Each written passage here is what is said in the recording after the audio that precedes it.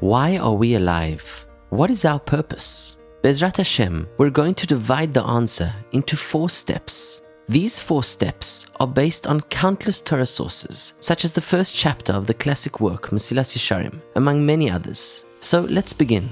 Hashem did not need to create us. Hashem transcends the entire universe. So why then did he choose to go ahead and create us? As the Torah commentaries explain, Hashem only created us because of his desire to share his goodness with us. That is the only reason Hashem created us. Let's repeat the point, because it's crucial to never forget this first step.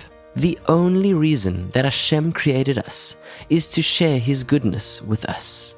Obviously, without recipients, that goodness cannot be shared. Hashem therefore decided to create each one of us so that we can receive his goodness. Whatever we experience in life should always be analyzed with the realization that Hashem created me in order to share his bountiful goodness with me, to just give to me. The only reason that Hashem chose to create all of us is in order to give to us. Let's now continue with step number 2.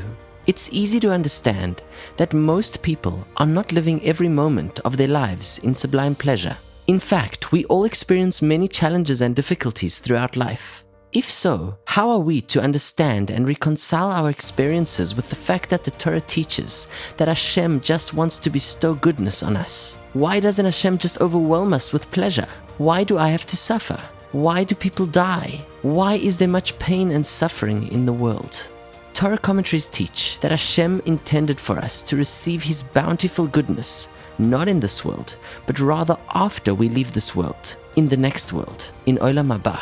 The Gemara says that our minds cannot even begin to fathom the pleasures of Olam Haba.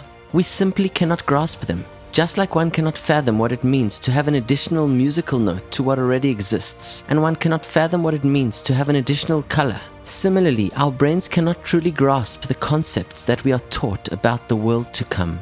Can you imagine a life where time doesn't exist? We cannot understand the type of experience and the level of pleasure that is in store for us in the next world. Try to imagine the greatest possible pleasure available to human beings continuing without interruption for an entire lifetime.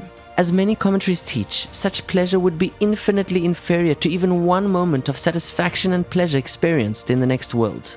Let's summarize. Step number 1. Hashem created us just to share his goodness with us. Yet we all experience difficulties and pain. We do not experience goodness and pleasure on a continuous basis. Step number 2 is a response to this dilemma. As we are taught, the pleasure and goodness that we are due to receive was ultimately intended to be experienced in the next world, in Olam Haba.